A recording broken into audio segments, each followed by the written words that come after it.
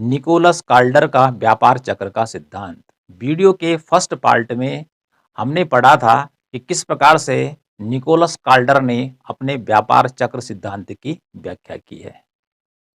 यह वीडियो का दूसरा पार्ट है और इस पार्ट में जो आगे हमने बढ़ाना था, तो इस पार्ट में हम जानेंगे कि किस प्रकार से निकोलस काल्डर ने किसी अर्थव्यवस्था की प्रसार की स्थिति को बताया है कि अर्थव्यवस्था किस प्रकार से प्रसार करती है, अर्थात अर्थव्यवस्था का किस प्रकार से विस्तार होता है, किस प्रकार से वो बड़ा आकार लेती है, तो इस प्रकार से वह एक्सपेंशन करती है, जिसको विस्तार प्रसार के नाम से जाना जाता है। इसी के साथ यहाँ पे हम जानेंगे कि किस प्रकार से अर्थव्यवस्था जब प्रसार, जिसे हम व्यापार चक्र की समृद्धि की अवस्था कहते हैं, कि अपने पीक पे पहुंचने के बाद और उसके बाद उसका संकुचन होना शुरू हो जाता है। तो इस प्रकार यहाँ पर आज हम जो काल्डर ने किस प्रकार से अर्थव्यवस्था प्रसार करेगी, एक स्थिति तो ये हो गई, और दूसरी स्थिति कि अर्थव्यवस्था किस प्रकार से संकुचन में जाती है व्यापार चक्र के अंतर्गत। तो सबसे पहले हम क्या पढ़ेंगे कि अर्थव्यवस्था का प्रसार, एक्सपेंशन ऑफ इकोनॉमी का प्रसार कैसे होता है, विस्तार कैसे होता है, और काल्डर ने उसको किस प्रकार से समझाया है। तो काल्डर ने जो प्रसार बताया है कि अर्थव्यवस्था किस प्रकार से प्रसार करती है, जिसको कि हम व्यापार चक्र में समृद्धि के नाम से जानते हैं, प्रोस्पेरिटी के नाम से जानते हैं, या बूम के नाम से जानते हैं, उसी को वो कह रहा है एक्सपेंशन, और हिंदी में इसको कहेंगे प्रसार, और प्रसार मीन्स विस्तार। ठीक है, विस्तार क्या होगा, धीरे धीरे बढ़ेगी अर्थव्यवस्था। ठीक है, बढ़ती बढ़ती बढ़ती गई, फिर उसके बाद क्या होगा, अर्थव्यवस्था का आकार घटा था, पैसों का आकार घटेगा, उत्पादन घटेगा, इस प्रकार से। ओके, तो इस प्रकार से व्यापार चक्र में क्या होता है कि अर्थव्यवस्था कभी ऊपर जाती है, ऊपर जाने के बाद फिर नीचे आती है, आती आती गिरती है, फिर ऊपर उठती है। तो इस प्रकार से व्यापार चक्र जो होता है वो पूंजीवादी अर्थव्यवस्था में चलते रहते हैं। तो काल्डर का जो प्रसार, किस प्रकार से कोई इकोनॉमी करेगी, व्यापार चक्र का किस प्रकार से अर्थव्यवस्था में प्रसार होता है, और किस प्रकार से फिर अर्थव्यवस्था मंदी में चली जाती है, तो उसने इसकी 3 स्टेज बताई हैं प्रसार की, 1, 2 एंड 3। तो हम यहाँ पर इस बात को 3 रेखा चित्रों के माध्यम से समझेंगे। 3 रेखा चित्र बनेंगे, 1, 2, 3, अर्थात 3 स्टेज आ गई किसकी, प्रसार की, कि जब क्या करेगी कि अर्थव्यवस्था प्रसार करेगी। तो प्रसार में क्या होता है, यहाँ पे लिखा मेरा एक्सपेंशन स्टेज, प्रसार की अवस्थाएं। तो जब अर्थव्यवस्था प्रसार करती है तो होता क्या है कि निवेश में तेजी से वृद्धि होती है, अर्थात क्योंकि यहाँ पर जो हम आपको बता रहे हैं काल्डर के अनुसार कि किस प्रकार से व्यापार चक्र उत्पन्न होता है और कहाँ पर खत्म होता है, तो वो बता रहे हैं और रेखीय निवेश फलन और अरेखीय बचत फलन के द्वारा। और रेखीय, तो इसमें यहाँ पे लिखा हुई है और रेखीय निवेश फलन और अरेखीय बचत फलन के द्वारा। ठीक है, अभी और आगे बातें करेंगे। तो पहले क्या होता है, जब अर्थव्यवस्था प्रसार करती है, अर्थव्यवस्था का आकार बहुत छोटा है, तो धीरे धीरे अर्थव्यवस्था क्या होती है, विकास की ओर जाती है। तो क्या होता है कि निवेश में तेजी से वृद्धि होती है, निवेश की जो दर होती है, इन्वेस्टमेंट करने की जो रेट होता है वो ज़्यादा होता है। जो इन्वेस्टमेंट होते हैं, ये इन्वेस्टर होते हैं, वो ज़्यादा क्या करते हैं, पैसा लगाते हैं अर्थव्यवस्था में, क्योंकि लाभ बढ़ता है। तो जो पैसा निवेश कर रहा है, तो जब उसका लाभ बढ़ेगा तो पैसा ज़्यादा लगाएगा। ठीक है, तो इससे करने से क्या होता है कि जब निवेश में तेजी से वृद्धि होती है या निवेश की दर ज़्यादा होती है, तो अर्थव्यवस्था में आय भी बढ़ेगी, उत्पादन भी बढ़ेगा, रोजगार भी बढ़ेगा। ओके, तो हर चीज़ क्या होगी, बढ़ने की प्रवृत्ति रखती है। और साथ में दूसरे में हमने लिखा प्रसार की अवस्था में बचत में भी वृद्धि होगी, अर्थात जब लोगों की आय बढ़ेगी तो जितना वो कमाएंगे उसका कुछ भाग क्या करेंगे, खर्च करेंगे, और बाकी क्या करेंगे, बचाएंगे। तो आय भी बढ़ेगी और आय के साथ साथ बचत में भी वृद्धि होती है। लेकिन जब अर्थव्यवस्था अपने पीक पर पहुंच जाती है, समृद्धि की अवस्था टॉप पे जाती है, उससे ऊपर अर्थव्यवस्था विकास नहीं कर सकती है, क्योंकि उससे ऊपर डिमांड नहीं है। तब क्या होता है, जब अर्थव्यवस्था अपने उच्चतम बिंदु पर पहुंचने की ओर होती है, तो निवेश और बचत में जो वृद्धि होती है, उसके बाद क्या होता है, आगे देखिए, पूंजी की सीमांत उत्पादकता घटने लगती है, घटेगी, क्योंकि जब जैसे जैसे टॉप की ओर चलेंगे तो क्या होता है कि सीमांत उत्पादकता, जितना निवेश करता है आदमी, जितना निवेश करता है उसका मूल्य घटने लगता है और उसकी लागत बढ़ने लगती है। इसलिए यहाँ पे लिखा है लागत बढ़ेगी हर चीज की, चाहे वो सामान बनाए तो सामान की लागत बढ़ेगी, जो मजदूर लगा रखे हैं तो उनकी मजदूरी बढ़ेगी। तो इस प्रकार से जब उत्पादन अपने पीक पर पहुंच जाता है तो पूंजी की सीमांत उत्पादकता गिरने लगती है कि जितनी पूंजी लगा रखी है उसकी तुलना में लाभ कम होने लगते हैं और वस्तु की लागत बढ़ने लगती है। तो उसके पल्ली पार जाके फिर अगली अवस्था क्या होती है, शुरू होती है। तो देखिए राष्ट्रीय आय के उच्च स्तर पर, यानी कि राष्ट्रीय आय जब अपने हाई लेवल पर पहुंचेगी, क्योंकि जब निवेश करेंगे, पैसा लगाएंगे अर्थव्यवस्था में, तो वस्तुओं और सेवाओं का उत्पादन होगा और वस्तुओं और सेवाओं के उत्पादन से क्या जनरेट होगा, नेशनल इनकम जनरेट होगी। लेकिन जब हम पीक पर पहुंच जाएंगे तो राष्ट्रीय आय के उच्च स्तर पर निवेश और जो बचत बराबर हो जाएंगी। अगर जब टॉप लेवल पहुंच जाएंगे तो बचत और निवेश दोनों बराबर हो जाती हैं, ठीक है। और जब वो बराबर हो जाती हैं वहां पर अर्थव्यवस्था अपनी चरम बिंदु पर होती है और उसके आगे की अवस्था जो होती है शुरू, उसको हम कॉन्ट्रेक्शन में जानेंगे। तो इस प्रकार से कुछ बातें आपने याद रखनी है। तो इस समय हम जो डिस्कस करेंगे वो करेंगे कि अर्थव्यवस्था के प्रसार को निकोलस कार्डर ने किस प्रकार से समझाया है। तो जैसे हमने बताया कि 3 रेखा चित्रों के अर्थात 3 स्टेज को, 3 अवस्थाओं को उसने बताया है।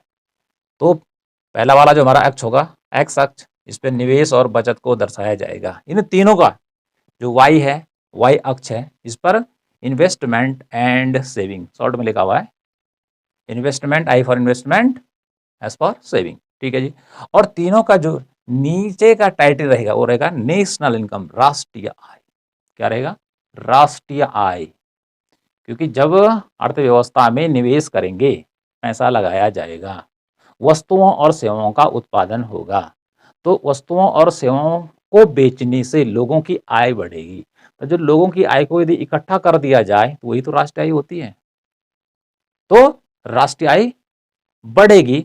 लेकिन हम यहाँ पे देखेंगे प्रसार की अर्थव्यवस्था किस प्रकार से प्रसार करती है। इसके लिए हमें यहाँ पे रेखा चित्र बनाना है। आपने क्या करना है इस प्रकार से, और ये हमारा एक कर्व क्या हो गया, ड्रॉ हो गया, और इसका नाम है इन्वेस्टमेंट का कर्व। इस प्रकार से आइडिया से बनाएंगे आप। एक बार हमें पता होना चाहिए कि किस प्रकार से बनता है ये। इस प्रकार से बना दिया, ठीक है। ये हमारा आई हो गया। और अब इसके ठीक उल्टा जो बनेगा, क्योंकि हम पिछले वीडियो में बता चुके हैं कि सेविंग का कर्व किस प्रकार से बनेगा। इस प्रकार से देखिए ये हमारा सेविंग का कर्व हो जाएगा इस प्रकार से, और ये हमारा सेविंग का कर्व यहाँ पे ये तो नीचे की ओर जाएगा इस प्रकार से देखिए, और ये हमारा सेविंग का कर्व हो गया निकोलस कार्टर के अनुसार, ठीक है। अब यहाँ पे देखिए पहला आई और एस, यहाँ पे जहाँ पर 2 लाइनें एक दूसरे के बराबर हो जा रही हैं, ठीक है, एक दूसरे को काट रही हैं, तो इसका मीनिंग हो गया दोनों बराबर हो गया, ठीक है। फिर यहाँ पर भी क्या हो गया, बराबर हो गया। यहाँ पे भी बराबर, क्या बराबर हुआ कि जो बचत और निवेश है ये 3 बिंदुओं पर, 1, 2 और 3 बिंदुओं पर बराबर हो जा रही हैं, ठीक है। तो माना बात ये पहला जो पॉइंट है उसका नाम रख दिया एम, बीच का पॉइंट हो गया यू, और इसका नाम रख दिया एन, ठीक है जी। अब देखिए पहले एस, ये आई का कर्व है इन्वेस्टमेंट का, तो यहाँ पर और यहाँ पर ये 3 जो बिंदु बन रखे हैं, इनमें से जो एन पॉइंट है और हमारा एम पॉइंट है यह स्थिर रहता है, स्थिर रहता है अकॉर्डिंग निकोलस कार्डर। और बीच का जो ये यू वाला पॉइंट है जहाँ पर बचत निवेश बराबर हो जाती हैं, यह ऊपर भी जा सकता है और नीचे भी जा सकता है, इसलिए इसको अस्थिर बिंदु कहते हैं। क्या बोलते हैं, अस्थिर बिंदु।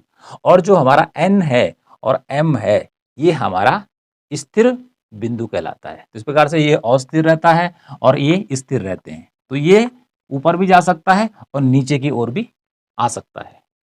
ओके, यहाँ तक तो बात क्या होगी, क्लियर हो गई। कुछ नहीं करना है, एक चित्र लाइन पहले आप क्या करेंगे इस प्रकार से ड्रॉ कर दीजिए, इसके बीच यहाँ पे गैप दिखा दीजिए, यहाँ पे भी गैप दिखा दीजिए। ओके, इसके बीच में पहले हमने इस प्रकार से एक कर्व बनाया और दूसरा सेविंग का कर्व इस प्रकार से बनाया, तो 3 जगह उसको मिला दे। अब इसके बीच का कितना क्षेत्रफल है, कोई क्षेत्रफल थोड़ी निकाला जा रहा है गणित के अंदर।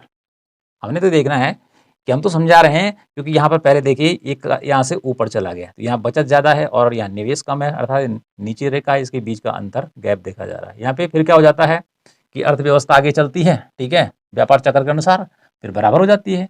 तो पहले जो क्या था, आई नीचे था, अभी ऊपर चला जाता है, ठीक है। ये क्या कर लेता है, ओवरटेक कर लेता है, जैसे गाड़ियाँ करती हैं, एक दौड़ में भाग रही हैं, कोई कभी आगे निकल जाता, कभी कोई पीछे हो जाता है। ऐसी अर्थव्यवस्था में पहले क्या है, सेविंग ज़्यादा है, ठीक है, और इन्वेस्टमेंट क्या है, कम है, लेकिन आगे चलती है तो फिर दोनों बराबर हो जाते हैं। उसके बाद ये इन्वेस्टमेंट का कर ऊपर चला जाता है और ये नीचे चला जाता है। तो इस प्रकार से आप इसको आसानी से बना लेंगे सीधे, ठीक है। इसकी लंबाई चौड़ाई देखने की ज़्यादा जरूरत नहीं है। कहीं भी बहुत छोटे चित्र बना रखे हैं किताब में, कहीं पतले में दर्शा रखा है, हमने ये बतलाना है कि इसके द्वारा क्या बतलाना चाह रहा है, ठीक है। अब देखिए, अब इस रेखा चित्र, अब इसकी मदद से, क्योंकि हम अब दिखाएंगे प्रसार को कि अर्थव्यवस्था किस प्रकार से विस्तार करेगी, उसका आकार बढ़ेगा। तो अर्थव्यवस्था का आकार बढ़ेगा तो राष्ट्रीय आय बढ़ेगी, उत्पादन बढ़ेगा, रोजगार भी बढ़ेगा, निवेश भी बढ़ेगा, बचत भी बढ़ेगा, ठीक है। तो यहाँ पर देखिए, हमने ये वाला यहाँ से ले लिया और यहाँ पे लगा दिया हमने कि हमारी नेशनल इनकम इतनी है, ठीक है, और टॉप लेवल पर कितनी जा सकती है, यहाँ तक जा सकती है मात्र। तो ये हो गया हमारा y1। अब जब हमने ये कहा कि ये अस्थिर बिंदु है, तो अब प्रसार की अवस्था में क्या होगा कि ये जो u है ये इधर की तरफ जाएगा, अर्थात ये जो रेखाएं हैं इनको क्या करेंगे, जैसे हमारे पास, हम इसको हाथ से खींचे तो ये क्या करेगा और नजदीक आएगा, इसको खींचेंगे जैसे तो ये इसके नजदीक आएगा, ठीक है। ये बिंदु चलते चलते अभी उसमें देखेंगे कहाँ पहुंचता है, ठीक है, और इसका अंत हो जाएगा अंत में, ठीक है, वो इसी के बराबर हो जाएगा। तो ये बराबर हो गई। अब अगला बात याद रखिए कि जिसको हम m पॉइंट और n पॉइंट कह रहे हैं कि यह स्थिर रहता है, लेकिन अल्पकाल में स्थिर रहता है, शॉर्ट रन में, शॉर्ट पीरियड में स्थिर रहता है, लेकिन दीर्घ काल में ये बिंदु भी अस्थायी नहीं रहते हैं। किस काल में, दीर्घ काल में, लॉन्ग पीरियड में, शॉर्ट पीरियड में तो स्थिर हैं, और ये तो हमेशा रहेगा ही बीच का, ठीक है। अब प्रसार की अवस्था को हम समझ रहे हैं, तो अर्थव्यवस्था प्रसार करेगी, अर्थात अब जो ये वाला है, ये वाला है, इसका क्या होगा, प्रसार होगा, ये फैलेगा, ठीक है, अर्थव्यवस्था बढ़ेगी। तो दूसरे रेखा चित्र में अब हम इसके क्या करेंगे, विस्तार को देखेंगे कि अर्थव्यवस्था किस प्रकार विस्तार करेगी। ओके, अब इसको समझिए। सबसे पहले हमें क्या करना है, ये वाला कर्व ड्रॉ करना है, ठीक है। इस प्रकार से हमारा ये वाला कर्व चला गया और ये हमारा इन्वेस्टमेंट का कर्व हो गया। ओके, तो हमने यहाँ पे भी लिख दिया इन्वेस्ट, आई फॉर इन्वेस्टमेंट, ठीक है। और यहाँ से हमारा जो सेविंग का कर्व इस प्रकार से देखिए यूं चला जाएगा, ठीक है, और इस प्रकार से, और इस प्रकार से देखिए, कुछ नहीं करना है, ये एस हो गया, ये एस हो गया। अब देखिए प्रसार, अच्छा यहाँ पे देखिए, इसको देखते हैं यहाँ से, एक यहाँ पे, और हमारा जो यहाँ पर U पॉइंट है, और यहाँ पर देखिए ये हमारा Y, ये हमारा Y1, Y को हम I के रूप में दर्शाते हैं, एक सिंबल है, सिंबल है ओनली। कि अब देखिए पहले U कहाँ था, यहाँ था, ठीक है। अब अर्थव्यवस्था ने प्रसार किया, प्रसार किया मतलब, अब देखिए पहले यहाँ था ये, ठीक है, इसके बीच का गैप देखिए, अब ये जो था, अब ये कहाँ, यहाँ पे हो गया M, ये हो गया U, और ये N के नजदीक पहुंच गया। तो पहले देखिए यहाँ पे देखिए कितना बड़ा था, तो यहाँ पे आपने इसको छोटा करना है कि यहाँ पर जो I है, और इस प्रकार से S का गैप पहले ज्यादा था, अभी कम हो जाएगा क्योंकि अर्थव्यवस्था प्रसार कर रही है धीरे धीरे, ठीक है। उसके बाद क्या होगा, अगले रेखा चित्र में हम देखेंगे कि आपको कुछ और ही दर्शन होंगे। तो जो ये वाला U पॉइंट है, ये अब खिसक के कहाँ चला गया, थोड़ा आगे चला गया, तो इसका मीनिंग हो गया कि राष्ट्रीय आय में यहाँ से वृद्धि हुई है, यहाँ देखिए, ठीक है। और पहले आकार ज्यादा था, अब इसको कम करना है, ये बढ़ेगा आगे, ये विस्तार करते हुए, और अंत में ये खत्म हो जाएगा, यही मिल जाएगा उस रेखा चित्र में, और पूरा का पूरा विस्तार दिखाएगा कि किस प्रकार से इकोनॉमी क्या करती है कि इसके द्वारा, निवेश के द्वारा और बचत के द्वारा विस्तार को प्राप्त कर लेती है। तो हम पहले वहां पे वर्णन कर चुके हैं कि जब यहाँ पे टॉप में पहुंचते हैं, या यहीं पे इसको देख लेते हैं कि जैसे टॉप में पहुंचते हैं तो धीरे धीरे क्या हो जाता है कि जैसे जैसे अर्थव्यवस्था विकास करती है तो यहाँ पर जैसे यहाँ पर एक पॉइंट है, तो यहाँ पे ये जो हमारा एस है और आई है, सेविंग और बचत, यहाँ बराबर होने लग जाती है। लेकिन इससे पहले ये ऊपर की ओर चढ़ रहे हैं, ठीक है, तो इसका मीनिंग राष्ट्रीय बढ़ रही है। इसमें निवेश भी, अगर निवेश की रेखा यूं जाती तो फिर क्या हो जाता, घाटा होता। लेकिन ये ऊपर चढ़ रहा है जिसका संबंध इससे है, तो निवेश बढ़ेगा। निवेश बढ़ता है, पैसा लगाया जा रहा है इकोनॉमी में, तो पूंजी का स्टॉक बढ़ेगा, अर्थात जो वस्तुएं सेवाएं अर्थव्यवस्था में बना रही, चाहे बिल्डिंग बन रही है, मशीन बन रही है, कंप्यूटर बन रहा है, कोई भी चीज़ जो देखते हैं आप डेली लाइफ में, आप जहाज देखते हैं, ठीक है जी, आप क्या देखते हैं, आपने ट्रैक्टर भी देख दिया, रेलगाड़ी भी देख दी, जो कुछ देख दिया आपने, वो पूंजी का स्टॉक बन जाएगा, ठीक है। अभी यहाँ पर अर्थव्यवस्था क्या कर रही है, प्रसार कर रही है, और इधर ये घट रहा है। ओके, इसको घटाना है, यहाँ पे कुछ नहीं करना आपने, कोई ये कोरोना साइंस नहीं है। पहले कहते थे रॉकेट साइंस, रॉकेट साइंस की, लेकिन कोरोना ने ऐसा मार ढाई कि अब कोरोना साइंस कि जिसका इलाज ही नहीं मिल रहा है। ओके, तो एक कोरोना साइंस नहीं है कि इसको घटाने क्या है, इसके आकार को कम कर दो, ठीक है, पहले समझ लो कि इसका आकार कम करना है, क्योंकि इसको प्रसार को दिखाना है, इसके नज़दीक ले जाओ इसको, यहाँ पहले बीच में दिखाया, इसको नज़दीक ले जाओ। ओके, तो इस प्रकार से ये चला गया। हमारी राष्ट्रीय आय क्या थी, ये यहाँ थी, यहाँ बढ़ गई, पहले ये बिंदु यहाँ था, ये अस्थिर है, ठीक है, इसने यहाँ पे ये हमारा चला गया ऊपर से बचत का, इधर इन्वेस्टमेंट का, इनकी आपस में क्रिया चली, ठीक है, हमारी नेशनल इनकम इधर की तरफ बढ़ी, ठीक है, और ये यू वाला पॉइंट जो बीच में था इसने आगे को बढ़ा दिया, अर्थव्यवस्था का प्रसार हो रहा है, ठीक है। यहाँ से देखा और मार दिया मैंने, ठीक है। तीसरी अवस्था में क्या होगा कि जो ये यू वाला है एक गायब हो जाएगा, ठीक है, और उसके बाद आपको एक रेखा ये और एक रेखा ये यही दिखाई देगी, ठीक है। तो अब कैसे होगा, अब क्या करना है कि हमारा जो है कि किस प्रकार से हमारा रेखा चित्र बनेगा, तो इस प्रकार से देखिए ये हो गया, ठीक है, और यहाँ से यूं कर दिया। अब देखिए एक पॉइंट तो ये हो गया और एक पॉइंट ऐसा हो जाएगा, यहाँ पे तो हमारा एम ही लिखा रहेगा, और यहाँ पर जो हमारा यू था, यू वाला हुआ, ठीक है, अब ये सीधे खींच गया और ये चलाकर यहाँ चला गया, इसको लिख देंगे u प्लस एन, दोनों बराबर हो गए इस पॉइंट पे, ठीक है। ये तो हमारा ये आई रहेगा और ये हमारा एस रहेगा, ठीक है, ये हमारा एस है और ये हमारा आई इन्वेस्टमेंट का, ठीक है।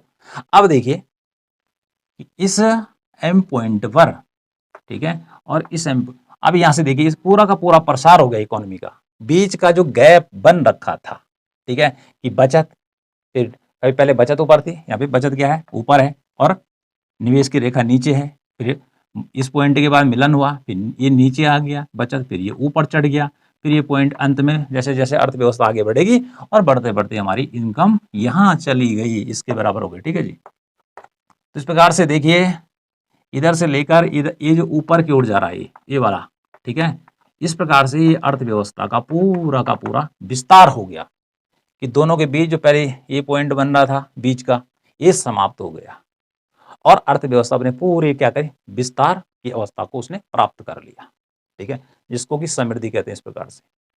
तो ये कार्डर ने समझाया है।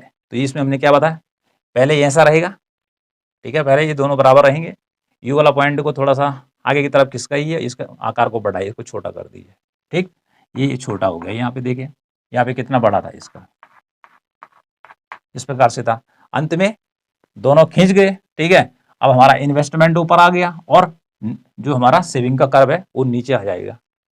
तो ये पूरा हमारा नीचे से ऊपर की तरफ क्या दिखा रहा है, विस्तार को दिखा रहा है कि अर्थव्यवस्था विस्तार करेगी। लेकिन इसके आगे जहाँ पर ये पहले यू था अलग था, लेकिन यू खत्म हो गया, एन के बराबर हो गया, तो यू प्लस एन, ओके जी। लेकिन आगे कार्डर ने कहा कि इसके बाद यहाँ पर तो ठीक है संतुलन अब प्राप्त कर गई अवस्था, लेकिन इसके आगे फिर इन्वेस्टमेंट का कर्व नीचे आ गया और ये दूसरा वाला एस का ऊपर चला गया, तो इससे आगे फिर असंतुलन पैदा होगा इकोनॉमी में, असंतुलन की स्थिति पैदा होगी। और जब निवेश का वक्र नीचे गिरेगा तो इसका मीनिंग क्या होगा कि अर्थव्यवस्था में जो निवेशक हैं वो पैसा कम लगाएंगे, तो पैसा कम लगाएंगे तो हमारी राष्ट्रीय आय भी गिरेगी, जब राष्ट्रीय आय गिरेगी तो रोजगार भी गिरेगा, रोजगार गिरेगा, आय गिरेगी तो बचत भी गिरेगी, मतलब हर चीज गिरेगी, ठीक है। तो पहले प्रसार होगा, इससे आगे चलकर फिर क्या होगा, कॉन्ट्रैक्शन, संकुचन की अवस्था आएगी। और यहाँ पर बचत और निवेश की जो उसने बात की, समझा, उसने कहा आयोजित निवेश और आयोजित बचत की बात की उसने। आयोजित, जिसको कि हमने नियोजित कहा, कि जिसकी हम आशा कर रहे हैं कि भाई आयोजित निवेश और आयोजित बचत कितने करेंगे। मान लीजिए बचत आयोजित निवेश 1000 रुपये का करेंगे, ठीक है। सोचा जी, अंबानी जी ने सोचा कि हम 1000 रुपये का क्या करेंगे, निवेश करेंगे, पैसा लगाएंगे, उदाहरण के तौर पे लगाएंगे 1000 रुपये का लगाएंगे, ठीक है। तो ये हो गया आयोजित या नियोजित या प्रायोजित या प्रत्याशित, जिसकी हम आशा करते हैं इतना लगाएंगे, ओके। और बाद में पता चला कि लग गया केवल 800 रुपया, सोचा कुछ और था, क्योंकि फिर 200 रुपये की कमी आ गई, कि इतना पैसा की कमी पड़ गई उसके पास, नहीं लगा पाया वो, ओके। तो ये वास्तविक होगा 800। और जिसके बारे में सोचा जा रहा है वो क्या है, वो आयोजित निवेश है, या इसी को बचत के रूप में भी समझा जा सकता है, दोनों चीज़ों को, समझ गए बात को। तो वास्तविक और आयोजित में क्या होता है, अंतर होता है। जो प्लान होता है, इतना लगाऊंगा, सोचा कुछ और था और हुआ कुछ और। तो जो होता है अक्सर वो वास्तविक होता है, और जो सोचा रहता है मन में, ठीक है, वो कैसा होता है, वो आयोजित होता है। तो इस आयोजित निवेश और बचत के द्वारा ही उसने ये बात बताई है, ठीक है। और इसी में ये और रेखीय निवेश फलन और रेखीय बचत फलन, जो हमारा इन्वेस्टमेंट का कर्व है जो अप डाउन कर रहा है, ये क्या है, और रेखीय है, क्योंकि टेढ़ा मेढ़ा हो रहा है। अब रेखा कैसे होता, रेखा तो ऐसा होता, ठीक है, एक रेखा जा रही है यूं करके ड्रॉ सीधे, तो सीधी रेखा क्या हो जाएगी, रेखा हो जाएगी, लीनियर हो जाएगी, ठीक है। और इस प्रकार की जो रेखा होती है वो नॉन लीनियर होती है। अब 1 2 3, ठीक है जी। तो इन 3 चीज़ों को आप समझ गए होंगे, इसमें कोई बहुत बड़ा साइंस नहीं है, आसानी से आपके समझ में आ गया होगा। 1 2 बार रिपीट करिए, रेखा चित्र बार बार बनाइए, समझ में आ जाएगा। कार्टर ने एक्सपेंशन के बाद, प्रसार के बाद अर्थव्यवस्था के संकुचन पर भी बताया है, किस प्रकार से अर्थव्यवस्था पहले प्रसार करती है और किस प्रकार से उसके बाद उसका संकुचन होता है।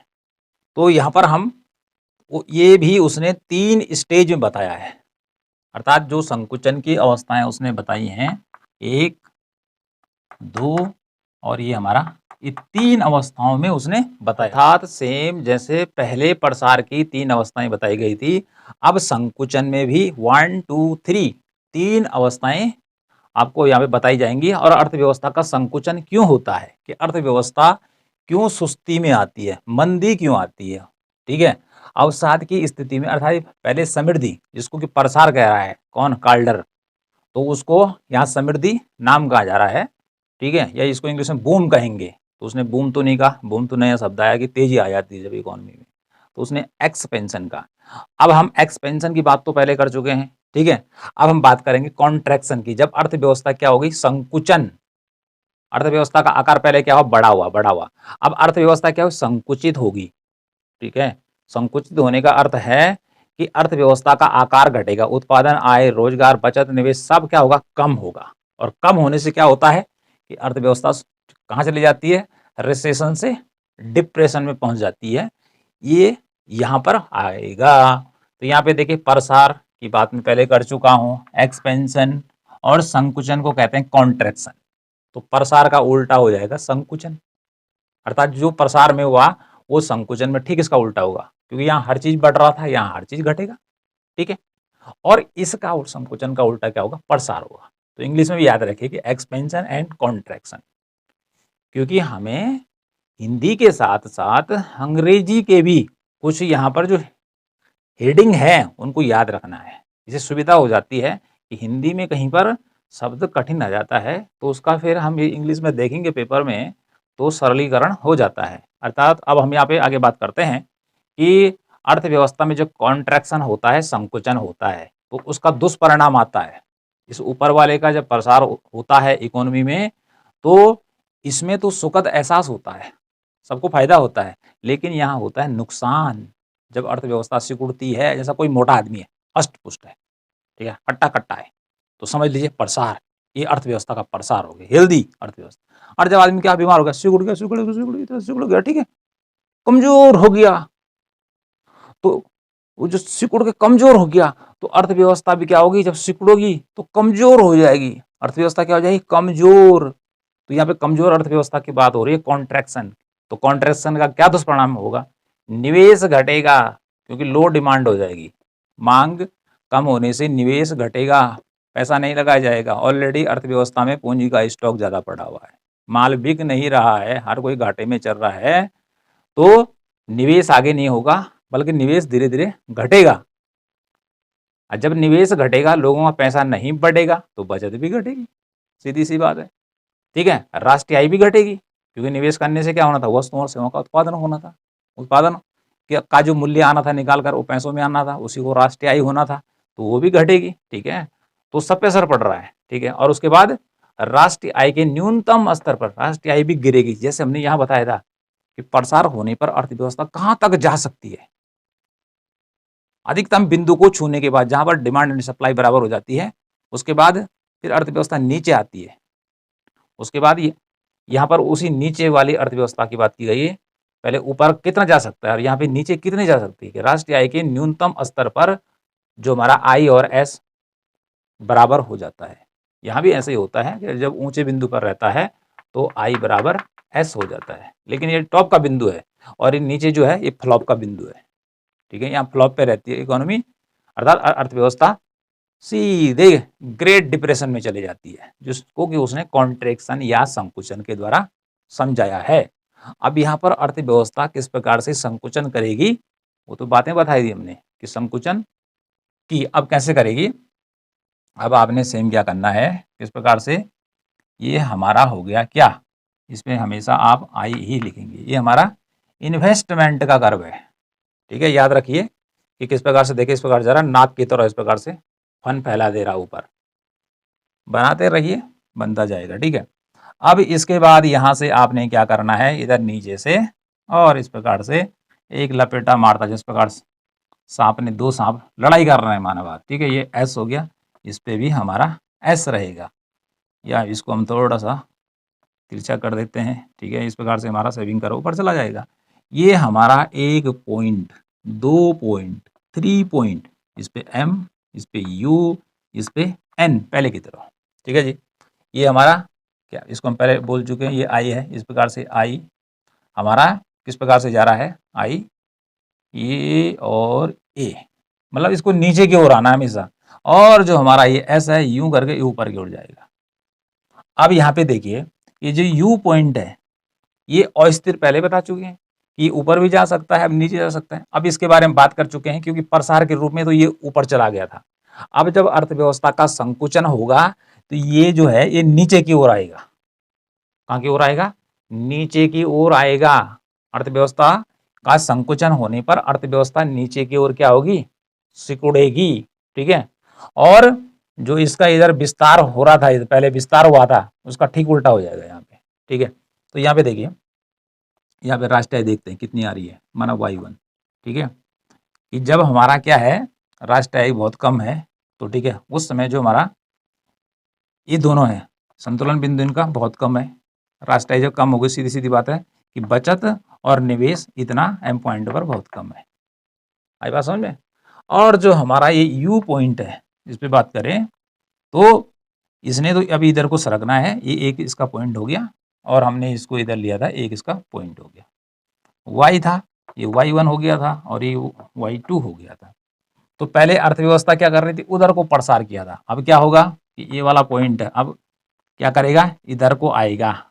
ठीक है, इधर को आने वाला है, तो उस वो दिखाएगा कि किस प्रकार से अर्थव्यवस्था का संकुचन होता है। संकुचन में क्या होगा, निवेश घटेगा, बचत घटेगी, आय घटेगी, उत्पादन घटेगा, हर चीज घटेगा। ठीक है, कि अर्थव्यवस्था, क्योंकि उछाल की अवस्था को प्राप्त करने के बाद, प्रसार जितना हो सकता था हो सकने के बाद, उसके बाद उसने इसी के द्वारा समझाया है। पहले उसने बोला इधर को जाएगा प्रसार में, अब संकुचन के लिए नीचे आएगा। अब ये दूसरे वाले डायग्राम में अब संकुचन कैसे होता है, ये यू पॉइंट अब इधर की ओर शिफ्ट होगा, तो संकुचन को अब हमने इस पे दर्शाना है। ये वाले जो रेखा है, ये इन्वेस्टमेंट का कर्व आपने ड्रॉ कर लेना है। ओके, अब संकुचन करने के लिए, क्योंकि ये जो हमारा कर्व है पहला वाला, ये तो हमारा इन्वेस्टमेंट का है। ठीक है, अब हमने क्या करना है कि अब हमने एस का कर्व खींचना है, इस प्रकार से देखिए, और यहाँ देखिए ये हमारा एस हो गया, ठीक है।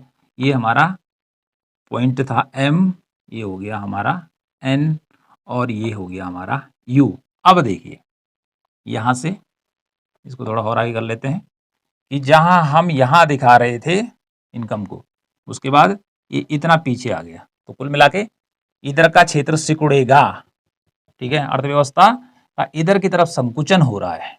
क्या हो रहा है? संकुचन हो रहा है। तो अर्थव्यवस्था का संकुचन होने से राष्ट्रीय आय पीछे की ओर घटेगी। अब जो ये यू पॉइंट था, यहाँ पे देखिए पहले यहाँ था, ये कितना पीछे आ चुका है, तो इसका जो क्षेत्रफल है इसको आप बड़ा कर देंगे, ठीक है, और इसको छोटा करेंगे संकुचन की स्थिति में, ये फिर और बैक आएगा, ठीक है। और बैक आने वाला है कि जब तक यहाँ नहीं पहुंचा तो यहाँ पे y2 हो गया, ठीक है, ये y1 पे आ जाएगा, ठीक हो आएगी, ठीक है, इकोनॉमी। अब तीसरा जो रेखा चित्र है यहाँ पर संकुचन में, अब ये बीच वाला u समाप्त हो जाएगा। अब ये दोनों फिर अलग अलग हो जाएंगे और जो हमारी संकुचन की अवस्था को बतलाएगा। तो आपने क्या करना है, आप सीधे से इस प्रकार से एक कर दीजिए, ये हमारा आई का हो गया, ठीक है जी, ये हमारा आई का हो जाएगा और यहीं से हमारा ये एस का कर्व हो गया। यहाँ पे हमारा था पहले एन और यहाँ पर हमारा ये तो आई हो गया, ये हमारा एस हो गया यहाँ पे इस पॉइंट पे, ठीक है। तो इस पॉइंट का नाम क्या हो जाएगा, क्योंकि यहाँ पे हमारा पहले से क्या था, एम था, तो एम तो रहेगा ही, एम और प्लस जो हमारा यू था अब यही इसी के बराबर हो गया, अर्थात यहाँ पे आके वो इधर की तरफ बराबर कर दिया इसने यू, ठीक है। तो अर्थव्यवस्था इधर की तरफ जो आ रही है ये पूरी की पूरी क्या दिखा रही है, ये संकुचन को दिखा रही है इधर की तरफ पीछे की ओर। यहाँ पे देखेंगे नेशनल इनकम का स्तर कितना कम हो गया है, इतना सा कम हो गया, क्योंकि नेशनल इनकम पर घटेगी जो संकुचन होगा, क्योंकि संकुचन की स्थिति में सुस्ती और अवसाद मंदी आ रही है। तो अर्थव्यवस्था संकुचन की अवस्था में पीछे की ओर क्या करेगी, आएगी। तो इस प्रकार से पहले नेशनल इनकम कहाँ थी, यहाँ थी, ठीक है, y2 पे थी, अब इतना पीछे आ गई, ठीक है, और इतना बन गया। तो इस प्रकार से ये संकुचन की अवस्था को दर्शाएगा। कुछ करना क्या है, ये कर्व चला गया, ये आई का कर्व में से नीचे डाउन चला जाएगा और ये हमारा एस का ऊपर चला जाएगा, ठीक। और इसके आगे भी फिर क्या होगा, फिर संकुचन होगा, तो इससे आगे और व्याख्या करेंगे। तो फिर संकुचन के बाद क्या होगा, फिर प्रसार होगा धीरे धीरे करके अर्थव्यवस्था का। तो इस प्रकार से ये चलने वाली प्रक्रिया है निरंतर अर्थव्यवस्था में। तो इस प्रकार से आप क्या करेंगे कि संकुचन को दर्शाने के लिए 1 स्टेज, 2 स्टेज, 3 स्टेज, ठीक है। प्रसार का ठीक उल्टा बराबर कर दीजिए, फिर इसका आकार घटा दीजिए, इसको बड़ा कर दीजिए, उसके बाद ये यू वाला पॉइंट इधर मिल जाएगा, इधर इधर खिसकेगा, इनको खींच दीजिए, ठीक है, खींच गया तो ये आई हमेशा ऊपर चला जाएगा, ठीक है, और इसी के बराबर आ जाएगा। तो ये संकुचन की स्थिति पीछे की ओर है, राष्ट्रीय आय पहले यहाँ थी और यहाँ आकर मानवात इतनी हुई, वाई हो गई, इतने पीछे आ गई, मतलब हर चीज का स्तर गिर गया। लेकिन गिरने का भी कोई स्तर होगा, जीरो नहीं होगा, शून्य पे नहीं जाएगा, शून्य पे नहीं जाएगा। उससे पहले ही क्या होगा, अर्थव्यवस्था में कुछ चक्र इस प्रकार से चलेगा इन्वेस्टमेंट और सेविंग का, कि जो फिर क्या करेगा, रिकवरी, पुनरुत्थान की ओर ले जाएगा। तो इस प्रकार से जो काल्डर था उसने अपने व्यापार चक्र को समझाया, कि व्यापार चक्र को उसने किसके द्वारा समझाया, उसने अरेखीय निवेश फलन और अरेखीय बचत फलन के द्वारा समझाया, जिसमें उसने माना कि जो निवेश या बचत होगी वो आयोजित निवेश और आयोजित बचत होगी, ठीक है, वास्तविक नहीं होगी। और किसके द्वारा, इन दोनों चीजों के द्वारा उसने समझाया कि अर्थव्यवस्था कहाँ पर संतुलन की अवस्था में होगी, कि जहां पर ये दूसरे एक दूसरे के बराबर हो जाएंगे, जैसे ये यहाँ बराबर होगी। उसने कहा ए वाला स्थिर रहता है, ये भी स्थिर रहता है अल्पकाल में, लेकिन यह अस्थिर रहता है, ठीक है, अनस्टेबल रहता है। लेकिन दीर्घकाल में ए बी और ए बी पॉइंट क्या हो जाते हैं, बदल जाते हैं, ठीक है। तो पहले हमने आपको प्रसार का चित्र बनाया, ठीक है, तो प्रसार का चित्र ऊपर को जा रहा था लास्ट वाला, और ये संकुचन का उल्टा हो गया। तो इस प्रकार से प्रसार और संकुचन की जो एक्टिविटीज इकोनॉमी में चलती रहेगी वो हमेशा चलती रहेगी। पहले प्रसार होगा, जैसे बूम कहते हैं, समृद्धि आएगी, फिर उसके बाद क्या होगा, फिर अर्थव्यवस्था टॉप लेवल पर जाएगी छूने के बाद, उससे आगे विस्तार नहीं होगा, फिर नीचे संकुचन में आएगी, गिरते गिरते गिरते एक न्यूनतम बिंदु पर होगा, फिर उसके बाद पुनरुत्थान की ओर जाती है। तो इस प्रकार से काल्डर ने अपने व्यापार चक्र सिद्धांत की व्याख्या की है। अब बात करते हैं कि जो काल्डर का ये जो व्यापार चक्र सिद्धांत है, जैसे कि हाल्ट्रे का व्यापार चक्र सिद्धांत था, उसकी आलोचना की गई थी जिसमें कि उसने केवल मुद्रा पे बल दिया था, मुद्रा पर ही बल दिया था, लेकिन यहाँ पर ये समझा रहा है किसके, इन चीज़ों के द्वारा समझा रहा है, ठीक है। तो उस रूप में देखने में जो ये चित्र है, ये जो फिगर है बड़ा आकर्षक है। और जो यहाँ पर व्यापार चक्र उत्पन्न हो रहा है कि जिसमें प्रसार हो रहा है फिर संकुचन हो रहा है, फिर प्रसार होगा फिर संकुचन होगा, ये क्या हो रहा है, स्वतः हो जाता है, ऑटोमेटिक होता है, ऑटोमेटिक क्या होगा, जनरेट होता रहता है। इसको कोई मतलब चलाने वाला नहीं है कि कभी हम बचत ऊपर कर देंगे, निवेश अपना नीचे कर देंगे, कभी ऊपर निवेश को कर देंगे, बचत न, मतलब ये अर्थव्यवस्था में निरंतर चलने वाली प्रक्रिया है। तो उस हिसाब से देखें तो यह वाला जो रेखा चित्र बनता है बड़ा आकर्षक लगता है इसका, इसका काल्डर का। लेकिन क्योंकि ये भी आलोचना से दूर नहीं है, क्योंकि सिद्धांत की, हर सिद्धांत की आलोचना की गई है, क्योंकि उसके बाद अन्य जो आए, अब काल्डर से आगे जो आएगा वो गुडविन आता है, कि जिसने इसके चीज को पढ़ा, इसके, ठीक है, इस वाले व्यापार चक्र से प्रभावित होकर उसने इसकी कमियों को दूर किया और उसके बाद गुडविन ने अपना व्यापार चक्र का सिद्धांत दिया। तो यहाँ पर किस चीज की अवहेलना इसने की है, एक तो मौद्रिक तत्व, क्योंकि जब मुद्रा की सप्लाई बढ़ती है तो उससे भी कीमतें बढ़ने की प्रवृत्ति रखती है, और यदि मुद्रा की सप्लाई कम हो जाती है, पूर्ति कम होती है, तो कीमतें गिरती है, तो उस पर भी इसने जोर नहीं दिया है, ठीक है। और जैसे गुणक, और गुणक के बाद त्वरक आता है, जो क्या करता है कि अर्थव्यवस्था में जैसे हम गुणक में बढ़ते हैं, मल्टीप्लायर में पढ़ते हैं कि जितना निवेश करते हैं उससे कई गुना क्या होती है, वृद्धि हो जाती है। तो ऐसे त्वरक भी क्या करता है, बढ़ाने का काम करता है या फिर घटाने का काम करेगा, गुणक भी। तो गुणक या त्वरक, इसके बारे में उसने ज़्यादा नहीं सोचा, कुछ नहीं बताया, और न मौद्रिक तत्वों पर बात की उसने कि मुद्रा भी कोई अहम रोल रखती है इकोनॉमी में, जिसके द्वारा अर्थव्यवस्था प्रसार करती है या संकुचन करती है। लेकिन कुल मिलाकर कहा जाए तो ये वाला जो फिगर है, ये जो हम पहले बता चुके हैं, काफ़ी अच्छे हैं, लगने में सुंदर अच्छे हैं, इसको हर कोई समझ सकता है। और इसी की कमियों को दूर करते हुए गुडविन ने नया व्यापार चक्र का सिद्धांत बताया, गुडविन ने, ठीक है। तो इस प्रकार से ये हो गया किसका व्यापार चक्र, ये हो गया काल्डर का व्यापार चक्र का सिद्धांत। बहुत ही सरल है, आप बार बार प्रैक्टिस कर दीजिए रेखा चित्र बनाने की, तो सब कुछ बात धीरे धीरे समझ में आ जाएगी।